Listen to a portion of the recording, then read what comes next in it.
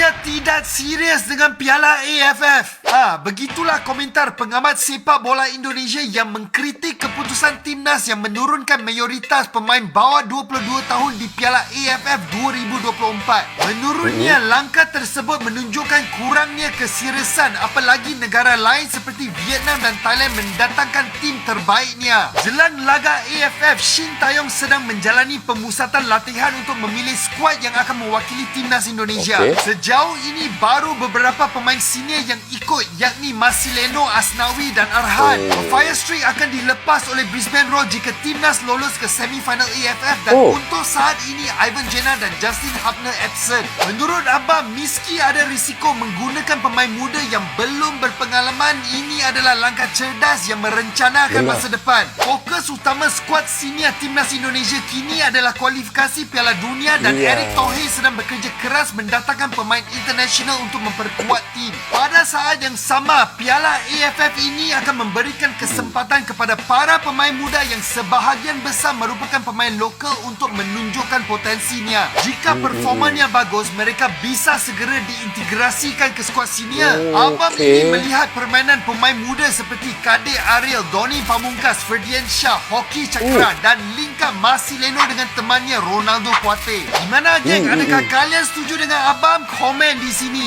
Okey guys, apa yang dilakukan oleh timnas Indonesia ini memang benar sekali bagi saya. Saya dukung guys, 100%. Kenapa saya dukung 100% apa yang dilakukan oleh Shin Tae-yong dan PSSI Pak Erick Thohir menurunkan pemain iaitu U22 ataupun pemain lapis 2 sahaja ya untuk Piala AFF ini ya. Karena kita lihat di sini, untuk pemain inti ataupun pemain senior untuk timnas Indonesia, kita tahu mereka akan fokus pada untuk Piala Dunia 2026 ataupun kualifikasi Piala Dunia untuk putaran ketiga ini yang masih lagi sedang berlangsung ya.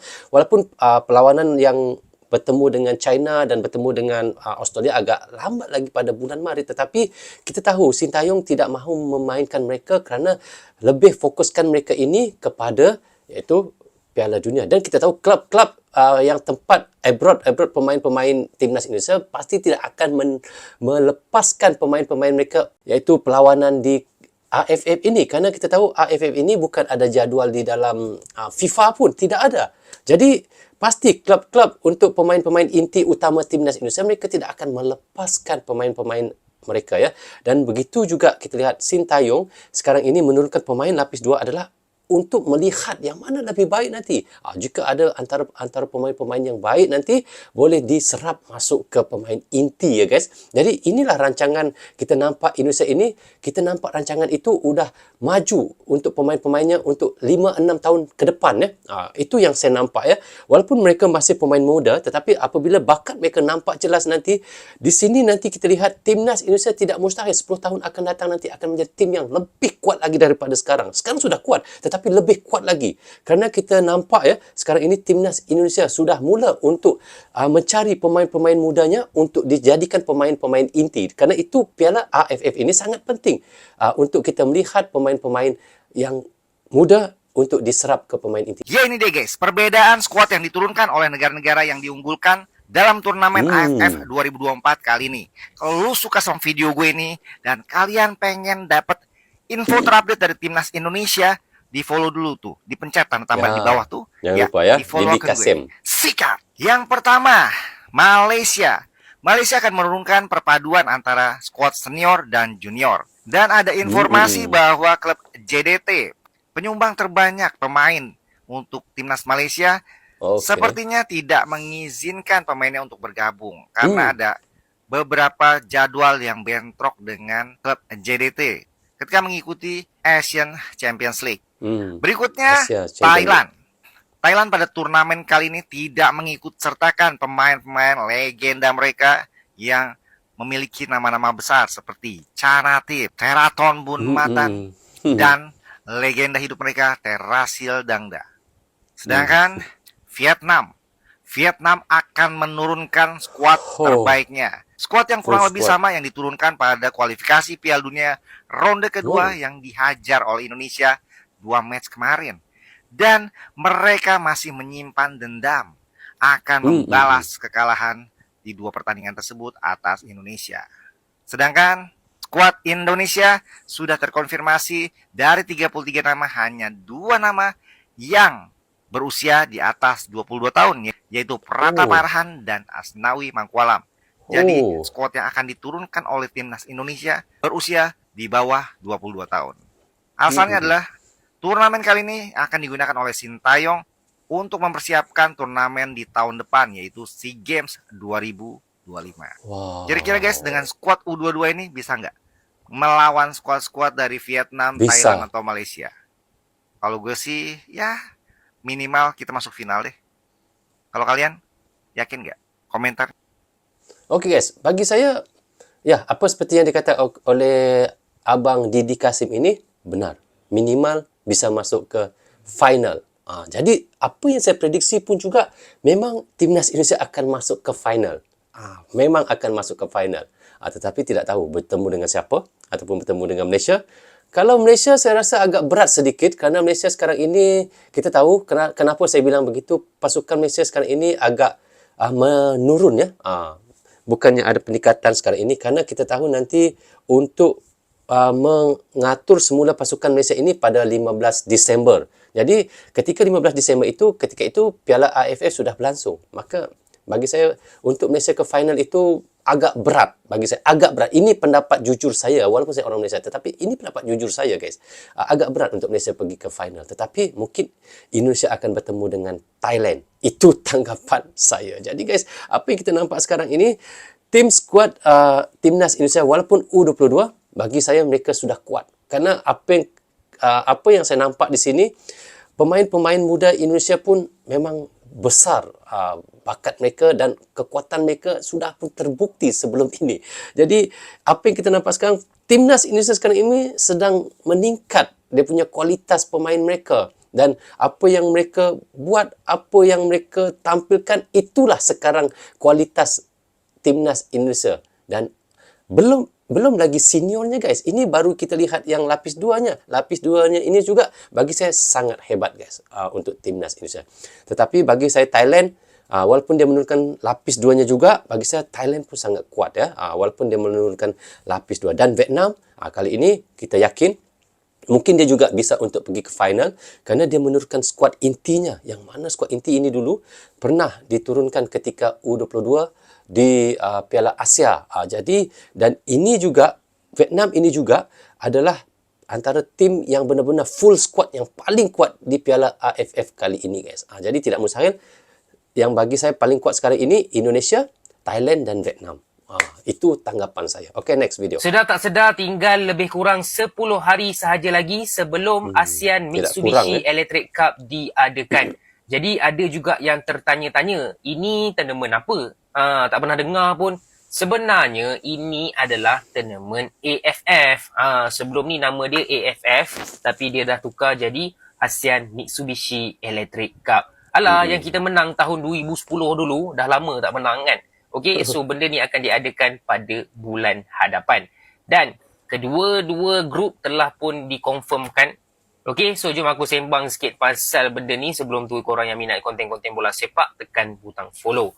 Jadi untuk grouping memang kita dah set siap-siap. Ini grup A ada 5 tim dan grup B ada 5 tim. Jadi siapa yang aku rasa akan pergi ke final lah. Kita terus bawa ke final guys, kan. Semi-final tu semua tak payah. Okey, siapa yang aku predict akan masuk final? Okey, yang pertama aku pilih Indonesia. Bagi aku yang akan menjadi juara untuk grup B. Okey, so kita tahu Indonesia sekarang memang tengah padu gila dekat kualifikasi Piala Dunia. Walaupun ada player-player yang tak ada, tapi ramai juga player-player terkenal yang diorang akan mainkan nanti. Contohnya kita ada Marcelino Ferdinand, Justin Hubner, Rafael Struijk, Ivan Jenner. And then ada juga player berpengalaman macam Pratama Arhan, Asnawi Mangkualam, dan sebagainya. Average age diorang agak muda 20.4 tahun. Seterusnya yang aku rasa akan pergi ke final juga bagi aku adalah juara grup A, iaitu Thailand. Kali ni Thailand diorang pilih player-player yang berpengalaman. Tengoklah dia punya average umur pun agak tinggi, 26 tahun. Benar, pastinya Thailand ingin menang sekali lagi tournament ni sebab diorang dah menang 2 edisi sebelum ni. Jadi diorang of course lah nak buat repeat. Tak ada negara tak ada negara ASEAN dalam sejarah tournament ni pernah buat tripit dan Thailand boleh buat benda tu pada tahun ini. Mungkin akan ada komen dekat bawah, bang kau ni orang Malaysia, kenapa kau tak rasa Malaysia pergi final? Kau tengok ke tidak game-game Malaysia, adik? Kau tengok performance macam tu, kau rasa boleh pergi final ke? Lagipun, revolusi Harimau Melaya akan bermula pada 15 Disember. Maknanya selepas tournament tu habis. Waktu tournament tu, kita masih lagi dalam management yang barai, tim yang barai. Jadi, aku tak rasa pun Malaysia pergi ke final. Okey, korang. Okey guys, seperti yang dikatakan oleh Web Bro ni ada benar guys. Saya setuju juga apa yang dikatakan oleh Web Bro. Untuk Malaysia pergi ke final itu, saya sependapat dengan Web Bro. Mungkin Malaysia tidak akan dapat pergi ke final. Kerana apa yang dikatakan oleh Web Bro ini memang benar. Revolusi untuk mengubah Harimau Melaya ini nanti pada tanggal 15 Disember. Ketika itu sedang berlangsung Piala AFF. Maka jangan diharaplah ya untuk Harimau Melaya pergi ke final. Tetapi untuk Thailand dan Indonesia, kami di Malaysia ini juga yakin Indonesia akan lolos ke final ya. Juara saya tidak pasti ya, tetapi saya yakin Thailand dan Indonesia ini akan ke final. Jadi bagaimana tanggapan teman-teman? Bisa juga komen di bawah komentar. Oke, next video. Pengamat sepak bola, Akmal Marhali, melontarkan kritik kepada timnas Indonesia yang dinilai tidak serius tampil di Piala AFF 2024. Sebab, ketika negara lain tampil dengan tim terbaik, Indonesia malah menurunkan mayoritas pemain muda. Mereka tidak akan peduli bahwa Indonesia yang turun adalah pemain U22, karena memang ini Piala AFF level senior. Mereka akan tetap melihat Indonesia ini adalah tim senior, bukan U22, kata Akmal Marhali kepada bola.net. Negara lain juga meliburkan liga mereka dan membawa pemain terbaiknya. Lihat saja Vietnam dan Thailand, mereka turun dengan pemain terbaik dan liga mereka juga libur, sambung Akmal Marhali. Akmal yakin, melihat prestasi Indonesia saat ini, tim lain akan sangat termotivasi menang melawan Indonesia. Vietnam misalnya, mereka kemarin kan 2 kali kalah dari Indonesia. Bahkan, mereka kalah 0-3 di kandangnya sendiri. Tentu mereka ingin membalas kekalahan tersebut di Piala AFF 2024, sambung pandit sepak bola Indonesia itu. Kalian setuju dengan analisa Akmal? Oke guys, apa yang dikatakan oleh Akmal Marhali ni mengkritik kenapa Indonesia tidak menurunkan pemain inti ya, tetapi menurunkan pemain U22. Kita tahu Sintayong sama Pak Erick Thohir PSSI memang sudah tahulah benda ini, pasti kita nampak Vietnam akan mengambil peluang perkara ini ya. Biarkan mereka. Itu mereka punya cara ya. Tetapi cara timnas Indonesia mahu menyimpan pemain-pemain intinya adalah untuk fokus kepada Pildun ataupun untuk kualifikasi Piala Dunia putaran ketiga ini ya. Jadi apa yang dilakukan oleh Pak Erick Thohir dan STY ini bagi saya sangat benar sekali. Jadi untuk AFF ini turunkan pemain lapis 2 sudah cukup. Di sini nanti kita akan nampak pemain-pemain yang berkualitas yang boleh dimasukkan ataupun diberi peluang mereka bermain di AFF nanti. Di situ kita akan nampak kualitas-kualitas mereka nanti ya. Nanti itulah nanti jadi pemain-pemain inti suatu hari nanti. 3 tahun akan datang, 4 tahun akan datang. Inilah, di sinilah tempatnya Piala AFF ini. Karena kita tahu Piala AFF ini bukannya ada di dalam kalender FIFA. Jadi tidak perlu menurunkan pemain-pemain inti ya. Kalian ada nggak sih yang kepikiran kayak gua? Yang mikir kalau misalnya Piala AFF 2024, turnamen Mortal Kombat ini, itu bisa jadi momentum bumerang buat Sintayong. Kenapa bisa begitu?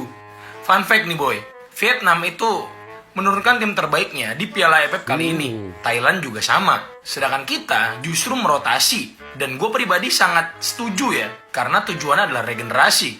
Dan buat lo yang belum tahu, Piala AFF ini tetap masuk dalam hitungan FIFA. Walaupun jumlahnya itu nggak besar. Kalau kita juara dan menang semua pertandingan, poin yang kita dapat itu 18 poin. Setara dengan poin yang kita dapat kemarin pas menang lawan Saudi. Gue pribadi sambil mewakili ya. Mungkin kalian ada yang sumuran sama gue. Yang waktu 2010 itu nonton pertandingan ini. Yang gue sampai sekarang nggak tahu ya, apakah benar ya mereka-mereka ini ada hubungannya sama mobil ini. Gue pribadi sangat khawatir, karena akan banyak sekali spekulasi-spekulasi kayak gini boy. Misal, kalau misalnya kita gagal juara, pasti bakal ada omongan kayak gini. Tuh, lihat tuh, Sintayong, tanpa diaspora nggak bisa apa-apa. Kalau dikasih diaspora tapi gagal juara, tuh, percuma dikasih diaspora, emang pelatihnya nggak bisa apa-apa. Kalau dikasih diaspora dan juara, tuh, lihat tuh, Sintayong, ketolong diaspora aja, makanya jadi juara. Kalau misalnya full pemain Ligue 1 ini juara, yang U21 ini, nanti akan ada asumsi begini. Tuh kan, liga kita kan berkualitas. Ngapain kita naturalisasi lagi? Ya ini, makanya ini turnamen yang sangat bumerang banget boy menurut gua. Tapi gua rasa penonton gua tuh udah pada cerdas-cerdas ya. Udah pada waras semua. BTW ini kenapa nih merah-merah nih?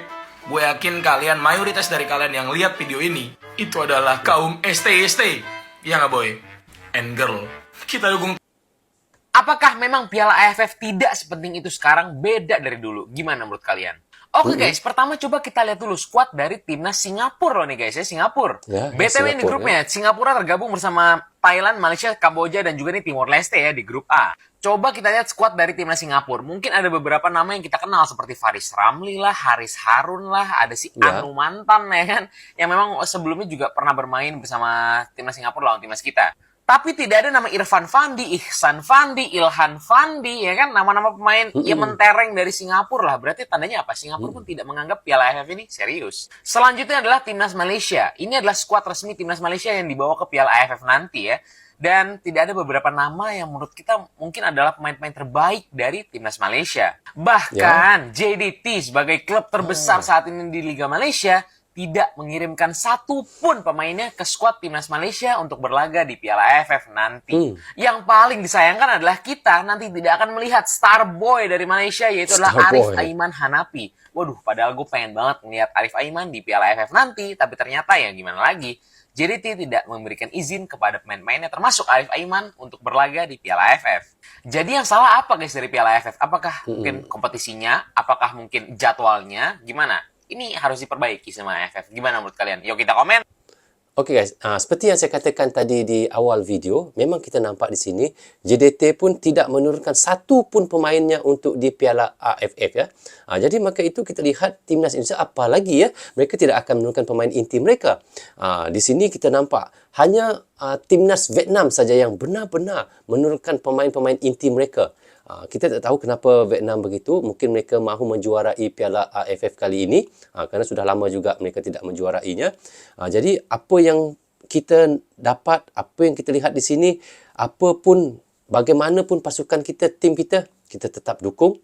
Kalau tidak bisa untuk menjadi juara pun, bagi saya kita tetap ada sportivitas ya. Maksudnya kita sentiasa sukan ataupun olahraga sepak bola ini di ASEAN ini adalah untuk mengeratkan hubungan antara negara-negara ASEAN. Jadi itulah sebenarnya tujuan untuk Piala AFF ini ya. Walaupun dia bukan di dalam kalender FIFA, tetapi kita anggaplah ini salah satu olahraga yang bisa menyatukan kita di ASEAN. Ya guys, itu yang kita mahukan ya. Oke guys, seperti yang kita reactionkan tadi dan apa yang kita nampak adalah Piala AFF 2024 menghadirkan dinamika menarik di antara negara-negara ASEAN, terutamanya terkait pilihan pemain yang diturunkan. Dan beberapa negara termasuk Indonesia, Thailand dan Malaysia memilih menggunakan pemain lapis 2 untuk kompetisi ini. Namun, ada namunnya guys, Vietnam mengambil langkah berbeza dengan tetap menurunkan pemain inti mereka. Sama seperti ketika mereka berlaga di kualifikasi Piala Dunia putaran kedua sebelumnya ya. Jadi apa yang kita tahu dari apa yang kita reactionkan tadi? Katanya berkaitan iaitu Malaysia. Dan salah satu alasan kenapa Malaysia tidak menggunakan pemain inti adalah jadual yang padat untuk klub Johor Darul Takzim ataupun JDT guys ya, yang menjadi pemasok utama pemain untuk timnas Malaysia. Dan jadual JDT yang bertabrakan dengan Piala AFF membuat iaitu klub tersebut tidak memberikan izin kepada para pemainnya untuk bergabung di tournament regional ini. Jadi hal inilah yang katanya memberikan iaitu tantangan besar bagi Malaysia, tetapi mereka tetap optimis untuk menghadapi kompetisi Piala AFF ini. Tetapi berbeza guys, berbeza. Kenapa saya katakan berbeza dengan timnas Indonesia? Walaupun timnas Indonesia menurunkan mayoritas pemain lapis 2, banyak pihak di ASEAN, tim-tim di ASEAN lah, kita tahu Thailand, Malaysia, Vietnam dan Laos, Myanmar ya, memprediksi katanya Indonesia memiliki peluang besar untuk menjuarai Piala AFF kali ini. Dan kekuatan muda dan semangat tinggi iaitu menjadi modal utama Garuda. Dan laga pertama Indonesia katanya akan melawan Myanmar, dijadualkan pada 9 Disember 2024 ini nanti pada jam iaitu 19.30 waktu Indonesia Barat. Dan pertandingan ini akan menjadi langkah awal penting untuk menjaga peluang juara. Itu yang kita harapkan guys. Yang mana tim Malaysia akan mula untuk memperjuangnya melawan Kamboja pada 8 Disember 2024 pada jam 18.45 waktu Malaysia. Dan meski tanpa pemain inti daripada JDT, mereka tetap berharap dapat menampilkan permainan yang terbaik dan lolos ke babak selanjutnya. Itu yang kita harapkan juga ya. Jadi guys, apakah harapan untuk Indonesia dan Malaysia? Jadi guys, kita sebagai fan, kita sebagai supporter, apakah harapan kita untuk Indonesia dan Malaysia guys? Jadi bagi saya sebagai dua negara yang bertetangga yang memiliki sejarah yang panjang di dunia sepak bola ini ya. Jadi Indonesia dan Malaysia ini diharapkan dapat melangkah jauh dalam Piala AFF, dan dukungan supporter kedua negara menjadi elemen penting untuk membangun semangat dan motivasi para pemain. Jadi ada impian besar agar Indonesia dan Malaysia dapat bertemu di final Piala AFF tahun ini guys. Itu yang kita harapkan ya, bisa bertemu ya. Jadi mengingatkan pertemuan semacam itu sudah lama tidak terjadi di level senior. Jadi Piala AFF ini adalah ajang yang tidak hanya menjadi kompetisi olahraga, tetapi juga ini saranan saya untuk mempereratkan hubungan antar negara di kawasan ASEAN. Siapapun juara, sportivitas dan harmoni harus dijunjung tinggi. Sepak bola bagi kita ya bukanlah alat untuk menyebarkan kebencian, melainkan media yang dapat menyatukan iaitu perbezaan dan merapatkan hubungan antar bangsa, antara Malaysia, Indonesia, Singapura, Vietnam dan Thailand. Itu yang kita mahukan di dalam ajang ini. Jadi guys, mari bersama-sama kita mendukung timnas Indonesia dan Malaysia dengan semangat positif. Berharap yang terbaik untuk keduanya dan menikmati sepak bola sebagai permainan yang mempersatukan, bukan untuk permusuhan. Jadi guys, bagaimana tanggapan teman-teman? Bisa komen di bawah komentar. Rasanya sampai di sini saja untuk reaction kita kali ini. Apapun saya ucapkan terima kasih kepada anda yang sentiasa mendukung Brozo Channel daripada dulu hingga sekarang. Dan bagi teman-teman yang baru saja hadir, jangan lupa klik butang subscribe dan klik tombol loceng, tanda dukungan teman-teman kepada Brozo Channel. Yang baik semuanya datang daripada Allah SWT. Yang salah dan silap datangnya daripada saya sendiri. Assalamualaikum. Goodbye. Bye-bye.